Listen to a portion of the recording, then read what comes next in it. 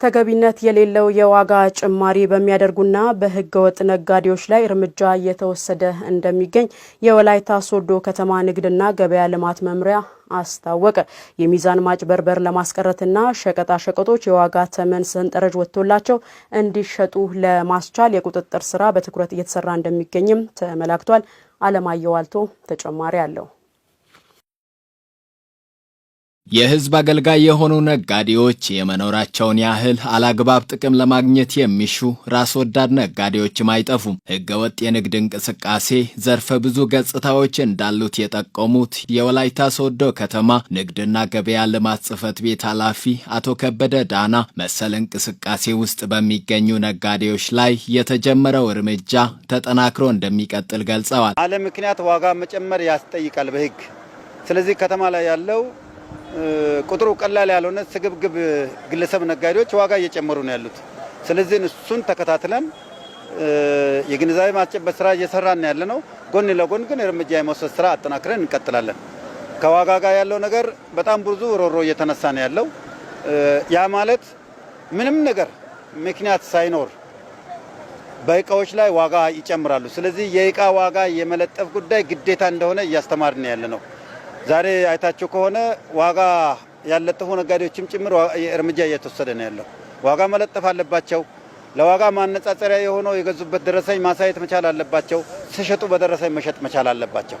ስለዚህ ይሄን በመሰወር ከተማ ላይ ህገወጥነት እንዲስፋፋ የሚያደርጉ ነጋዴዎች አሁንም መልእክት እያስተላለፍን ያለነው ተከታታይ የሆነ እርምጃ እንወስዳለን። የሚዛን ማጭበርበርና አላግባብ የዋጋ ጭማሪ እንዳይፈጠር ከማድረግ አኳያም የክትትልና ድጋፍ ስራ እየተሰራ እንደሚገኝ ተጠቁሟል።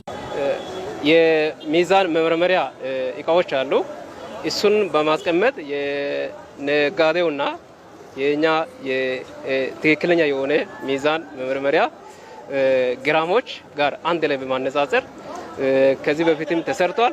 አሁንም እነሱንም ቢሆን በተጨማሪ እየሰራን ያለነው ሜኑንም በሚመለከት ህጋዊ ያልሆኑ ሜኖች ካሉ ህጋዊ የማድረግ ኖርማል ዋጋ ለምሳሌ ተጠቃሚ ህብረተሰብ ዋጋውን በሜኑ ላይ አይቶ እንዲጠቀም ለማድረግ ዝርዝር አውጥተው የኛ ማህተም እንዲደረግ በማድረግ ጽሁፍ ማስጠንቀቂያንም የሌሉትን በመለየት ጽሁፍ ማስጠንቀቂያንም እየሰጠን የማሸግ ስራንም እየሰራን ህጋዊ ሆኖ እንዲሰሩ የማድረግ ስራ እየሰራ ነው ያለን። ኑሮ ውድነት እንግዲህ እንደምታወቀው በጣም የተወደደ የተጨመረ በመጣሳት ያለ አግባብ ዋጋ ጭማሪ የሚያርጉ ሰዎች አሉ። በእነሱን ላይም እርምጃ እየወሰደን እየሄደን አላግባብ የዋጋ ጭማሪ ማድረግ በህግ የሚያስቀጣ ተግባር ነው ሲሉ በአጽንኦት ያነሱት አቶ ከበደ ዳና ያለ ዋጋ ተመን ሰንጠረዥ ሸቀጣ ሸቀጥ በሚሸጡ ነጋዴዎች እንደዚሁም የቤት አከራዮች ላይ ህጋዊ እርምጃ በተዋረድ እንደሚወሰድ ተናግረዋል። ያሉ በተለይ ከሜኖ ጋር ከምግብ ቤቶች ዋጋ ጭማሪ ጋር ያለው ነገር ላይ እርምጃ እንወስዳለን። ምንም የተለየ ነገር የለም። ምንም የጨመረ ነገር የለም። የመንግስት ሰራተኛ ደሞዙን በአይኑ አላየም። ይሄ ባለበት ሁኔታ ላይ በርከት ያሉ ምናልባት ሌላ ጊዜ ትመለሱ ይሆናል እንጂ የቤት አከራዮች ጭምር ያለ ምንም በቂ ምክንያት ዋጋም ጭምር እየጨመሩ ነው።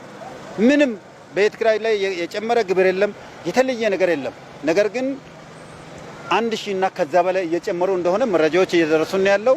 እነሱ ጋርም መድረክ ፈጥረን ከገቢዎች ጽሕፈት ቤት ጋር እየተነጋገርን ነው። መድረክ ፈጥረን ተመሳሳይ የሆነ እርምጃ እንወስዳለን። ለመንግስት ሰራተኛ የደሞዝ ጭማሪ ተደርጓል በሚል ሰበብ የዋጋ ጭማሪ በማድረግ ዜጎችን የሚያስጨንቁ ሰዎች ከመሰል ተግባራቸው ሊቆጠቡ ይገባል።